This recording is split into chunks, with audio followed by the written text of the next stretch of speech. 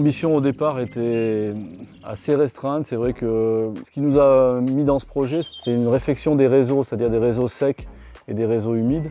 On s'est questionné sur comment réaménager le dessus et pas se contenter de refaire à l'existant.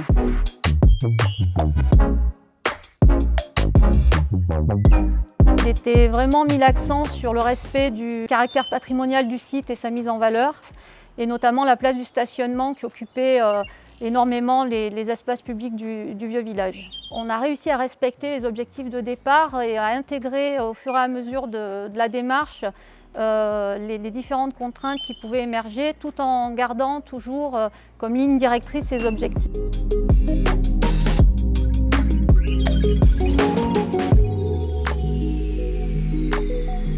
C'est là où on se rend compte aussi de l'intérêt d'être accompagné par des professionnels quand on est des simples élus communaux, quand le CAUE et ensuite le maître d'œuvre qu'on a recruté nous ont permis de se questionner et d'aller plus loin dans notre réflexion.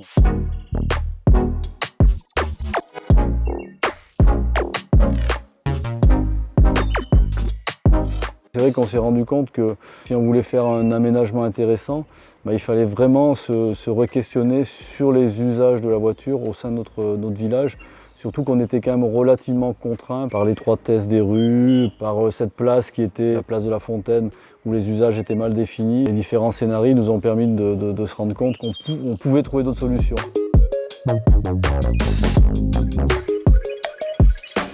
On a pu faire des propositions pour réorganiser la place de la voiture et pouvoir dégager des espaces piétons, notamment par exemple sur les places publiques du vieux village et la place de la Fontaine. On a aussi travaillé les circulations en proposant la mise en place d'un sens unique justement pour gagner plus d'espace au profit du piéton.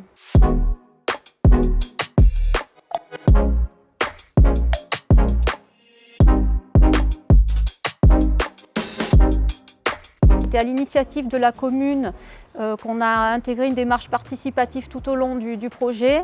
Donc dans la phase état des lieux, on a fait des parcours commentés pour recueillir les avis des habitants. Ensuite, dans la phase de conception, on a associé les habitants volontaires à des ateliers pour évaluer les avantages et inconvénients des différentes solutions. Et enfin, on a fait une réunion publique pour annoncer la première phase de travaux.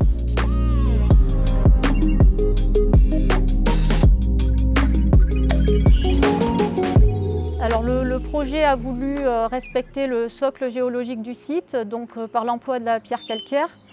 Donc cette pierre calcaire se décline à travers différents revêtements de sol, donc aussi bien dans les bétons désactivés où on employait un granulat calcaire du Vercors, que dans les surfaces pavées et les trames pavées qui sont en pierre calcaire.